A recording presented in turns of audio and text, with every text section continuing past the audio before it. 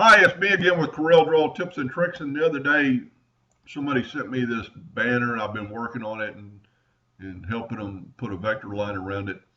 And even uh, bitmapping it and cleaning it up, it's got some problems, and they could all be cleaned up very easily. But uh, sometimes it's better just to start over. And see, that already looks better right there. And I thought I would just try to draw this. Now inside Corel, under your Pentagon tool, and some of them might be different in your menu bar, but you have a banner shape, and you've got several selections, and you've actually got this one that makes it really easy to start with. Matter of fact, I drew this without even using that. And we're going to make it a little bit wider, but you've got a good shape already right there. So what I'm going to do, now I did trace it, I did bitmap it, and I'm just going to put it in here, and it is quite a bit different.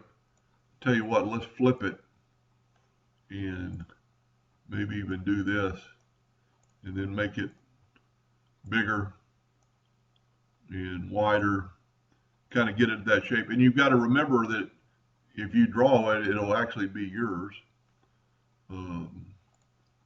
This might be harder than I originally thought. What I did, I actually used the other banner. That's just a straight banner, and Corel does not have a banner like hers.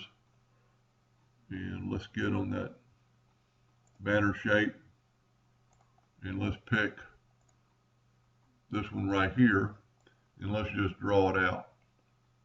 And what I'm basically doing, and I could get a rectangle and do this, but I'm going to take the Smart Fill tool and I'm going to fill that in. Then I'll just have that shape. Then I'm going to left click, right click. Let's move our other one away and just bring this one in, make it a little bit bigger.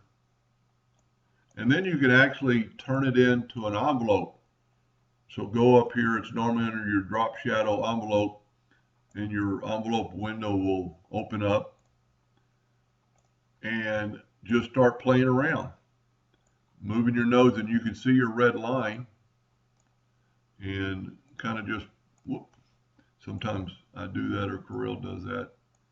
And then you can just kind of play around with your handles and find out how to kind of get that shape. And you could also right click on this and turn this into a cusp, and then that one side will only change. And really, we only need to do half of this, and I'll show you why in just a minute. So we don't even have to worry about this side of the envelope. We just kind of want this like this. And this might be more than a lot of people are going to want to do, but it's a good exercise to learn how your shape tool works. And for the video, that's good enough. Let's bring it down and see what it does. That's not too terribly bad, and just keep in mind, we just want half of it. We're just going to use half of it. We're not going to use this other half. I'm going to go ahead and delete that node. And anyway, that's good enough right now, so I'm going to move it back up. And then just take your drawing tool, whichever one you prefer. Bezier would work. I'm just going to do a freehand tool, and I'm going to get on that node, and I'm just going to draw this curve. And then I'm going to get on this, and and you can see how if you've got any mouse talent, which I do not. But as long as you're close, and I'll show you why in a minute, then you can take your shape tool and delete some of these nodes. Make sure this one is connected to your other part. Let's delete that node. Bring this one to the corner. Maybe even add a node in the center to get that arc. Let's get rid of that one for a second. Turn this one into a cusp, because you do not want the other line to turn. That could really be on the corner, but we'll make it work. And basically just try to get it. And if you have your nudge factor set low, you can actually use your nudge factor to move these nodes around when you just need to move them minutely up. So I'm just holding up the arrow key and down on the arrow key. We're going to get rid of this node, and keep in mind we're only having to do half of this, so it's not going to take that long. We'll get rid of that node, and for the video that's probably good enough. Now let's take our original shape and just get it out of the way.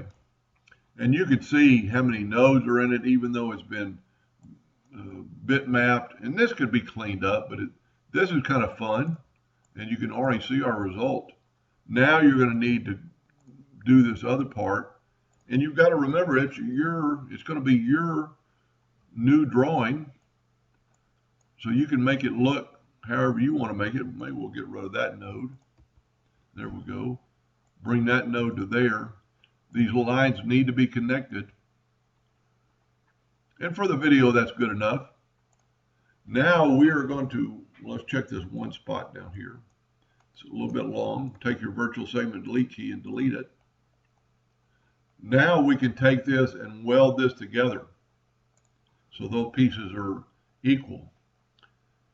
Now let's move these out of the way, because we need the center of the page. I like drawing in the center of the page, and I'll show you why in just a second. So this should be welded together. We're going to hit P and put it in the center of the page.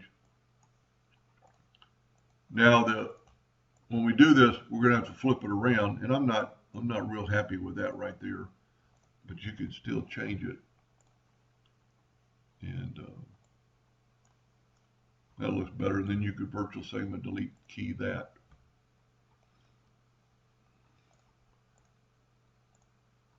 And then move it around, make sure it's all one piece. Then just take an indexing line and put it about right there. And then just take your virtual segment delete key and delete this side. Control D to make a duplicate, and hold down the control button and just flip this puppy. Now we need to orient it different. I guess you really can't flip it. Well, what I'm going to do, I'm going to grab that and copy it on itself. Now we can get real close. And a lot of you are probably saying that's a lot of work. But if you grab your pick tool and not your shape tool, you're going to move everything. Get rid of our indexing line. Weld all this together, and you have a pretty nice banner. Then once you fill it in, let's fill in this with black. Let's fill in the middle part with a light gray. And let's fill in the other parts with a little bit darker gray. And there you have an engravable vector. And you could change your outline, select the whole thing, and change it to black.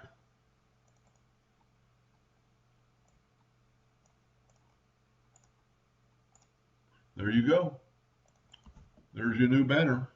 And you could take this center part out and do your engraving on it. You do not have to have any colors there. It does give it a little bit more depth, especially you're not going to engrave on this part.